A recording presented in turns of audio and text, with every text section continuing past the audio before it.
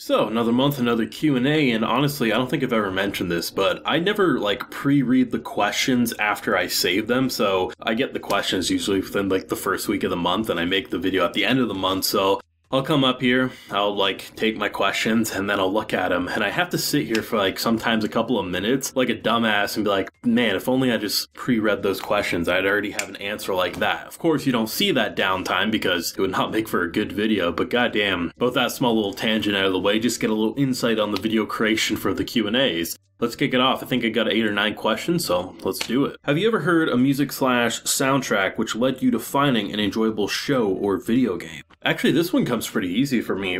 It's happened a couple of times. I think the most recent, I believe it's called Guilty Gear Strive, or in that area. It's one of the newer ones. Came out either 2020 or 2021. But Guilty Gear in general has insane soundtracks, and I remember back in college there was one of the Guilty Gears that happened years back prior to it, and I remember hearing this insane OST, and then it just got me to download one of the games. And then just recently, I don't know, maybe 6 months ago, 8 months ago, give or take, I just heard this rock and metal OST, and I was like, what the hell is it? And then lo and behold, it was Guilty Gear. I often find that. I find games I normally wouldn't bat an eye at, I just hear such a rockin' soundtrack that I have to kick into it and just, at the very least, try it out or see other people play it, whether it's Twitch or YouTube. But yeah, Guilty Gear has done it a couple of times for me. Was there any particular shows that you really wanted to review for the season, but could not for various reasons? I mean, every season there's a handful of shows that I wish I could, because ultimately I tend to pick around 13 shows, give or take, in terms of how many I'll review in a season, and there's usually at least a few extras that, if I really wanted to burn myself out, I could, but ultimately I just pick my favorite / what I think people will have fun discussing with me. But there are some cases where, the reason I don't cover a show is because I just don't want to gamble with the YouTube algorithm, in the sense of, I don't want to be discovered by Japanese companies. And in the case of this season, Summertime Render, which is a really good show, I like it quite a bit. Maybe not as much as a lot of people are enjoying it. I know a lot of people are calling it their anime of the season. For me, it's a really good show, just I wouldn't put it up to that quality, at least for me. But the reason I didn't talk about it is because Disney holds the license, and even though I was 99.9% convinced Disney would do nothing to anyone making reviews on it, Disney has a historical track record for anything animated that they hold a license to, copyright striking years down the line.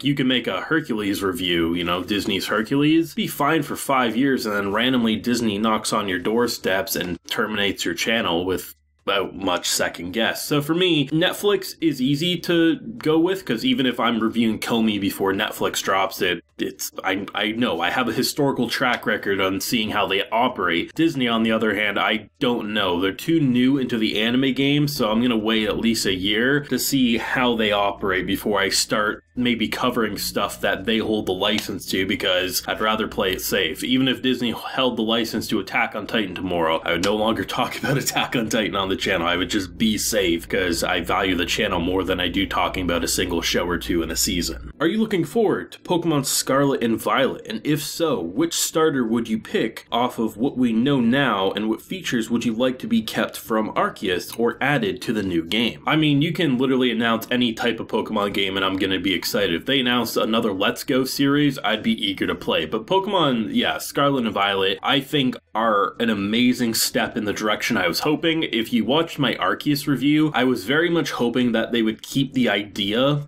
intact, that it would be like this open world, the catching mechanics. Obviously there's refinement that needed to happen, but ultimately I just wanted that to be further explored. Maybe it didn't need to be quite as big, or if it was, a little more populated, a little more visually appealing. And based on what we see, it looks bigger, yet also looks visually more impressive. And from what I can see, even though it's a return in some ways to what you expect from Pokemon with gym battles and things, it also seems like Arceus was the stepping stone, just to make sure people were liking where we were headed. Because I imagine if Arceus wasn't as well received as it was, we might have had a delay in this game and they would have been rushing to maybe reverse some of the changes. So I'm very eager. In terms of starters, I typically try to play with all three just through trading, because I like the starters a lot usually. But in terms of like the specific one that has my eye the most, it has to be like the apple dinosaur, because I mean, how can you not look at this boy and say he doesn't look like an apple? But you know, Fire Dino looks pretty incredible, I have to say. So yeah, I mean, in terms of the game, I just hope it, you know, evolves from Arceus, but also just refines those areas like, you know, frame rates and things like that, which, based on the little we've seen so far, looks absolutely incredible. How do you have the time to watch so much anime and release quality reviews for them? As well as, when did YouTube become your full-time job? Well, first things first, I don't release quality, I release trash. No, but thank you for the kind words, of course. In terms of how do I find time, I mean, most people work a 9-to-5 job in their day. That's like 8 hours of just working, and, you know, sometimes depending on travel time could be a couple hours of commute, right? So ultimately for me, I can easily pick 3 or 4 hours out of a day and, you know, make a couple anime videos without much struggle. Because I mean, just watching anime in general, even when I, you know, was swamped with working YouTube and a full-time job before, an episode of anime takes like 30 minutes to watch, right? So I mean, we all have at least an hour of free time in a day. Like, you know, it's just a matter of whether you're watching anime while you eat and you multitask. It's easy to allocate time to do all the things you love. Sure, if you have video games and TV and other anime and, you know, other things you want to do, sure, it can eat away. But I mean, in terms of me and my fiance, once she's done work and once I'm done work, I play video games, we watch anime, we watch live action TV, we do all sorts of things. So a lot of our stuff is based around indoor activities anyway. And since the person I want to hang out with all the time does the same things as me, it just makes it pretty easy. And in terms of like how I find time to also make the videos, well, it's my job, right? So I mean, it's just I work when she's at work, sort of a thing. And in terms of when did it become my full-time job, technically at the end of 2020, more so the beginning of 2021. It's kind of been like there's been multiple points where like I've had a job alongside YouTube and then also just did YouTube. It's just a matter of like, you know, feeling burnt out and just wanting to put more time into YouTube. But ultimately it was like, once the pandemic hit, I really thought about what I wanted to do, and I said, you know what, no amount of extra money makes the stress of going into an extra job that I don't really like worth it. So because of my situation and everything, I just was like, screw it, YouTube it is. Some months I do better than others. I mean, 2021 was mad stacks of cash, not gonna lie. This year it's been pretty average, sometimes below average. It's not like I'm not making the maddest bank off YouTube this year, but at the same time, I'm not struggling to put food on the table either. So it just kind of keeps you humble, you're right? You're going to have your ups, you're going to have your downs. You have to play it smart. You can't just have no money coming in at 100 subscribers.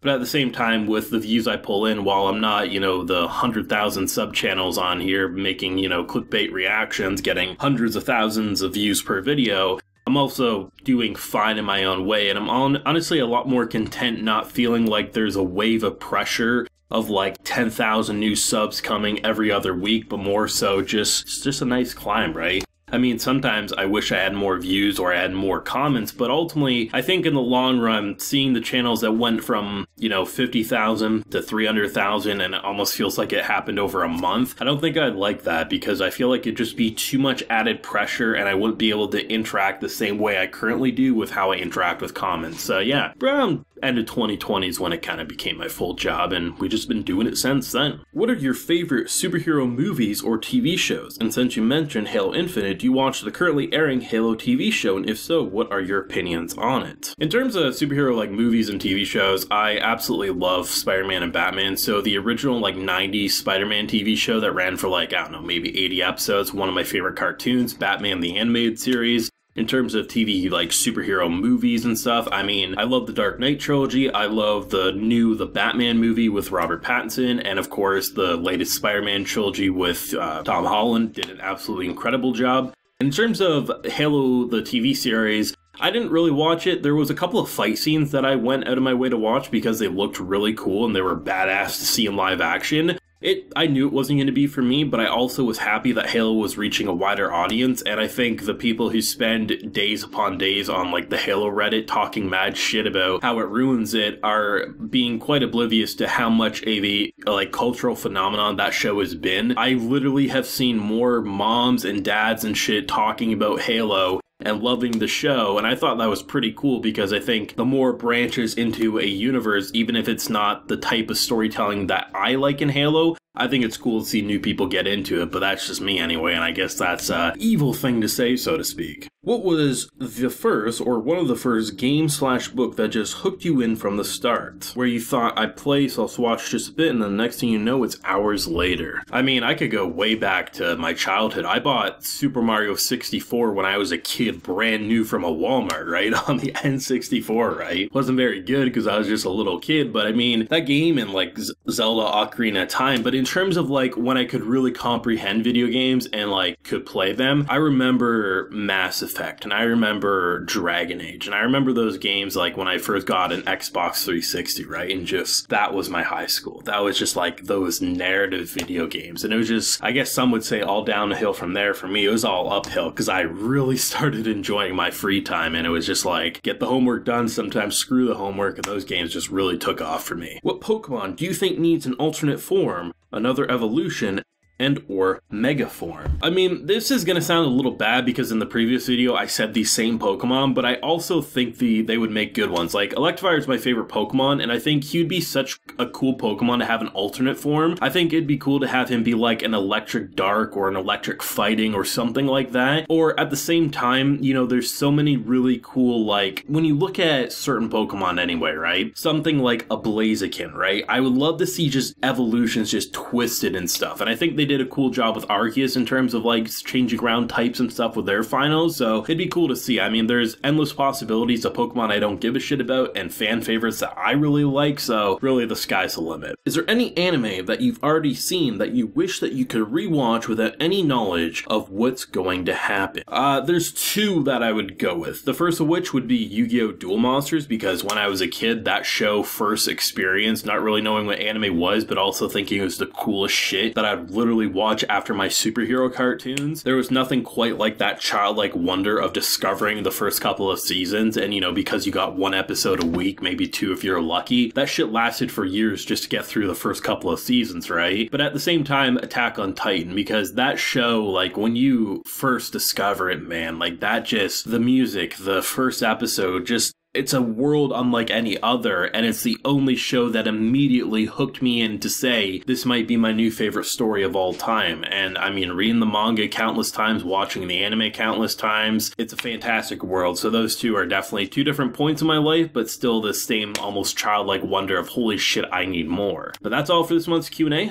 Let me know some questions down below if you have any that you want to see featured on either next month's or maybe a future month's if I decide to save it. So thoughts and questions down below. Leave a like if you enjoyed, subscribe if you're new around here. Till next time, everyone, please take care and have a good one.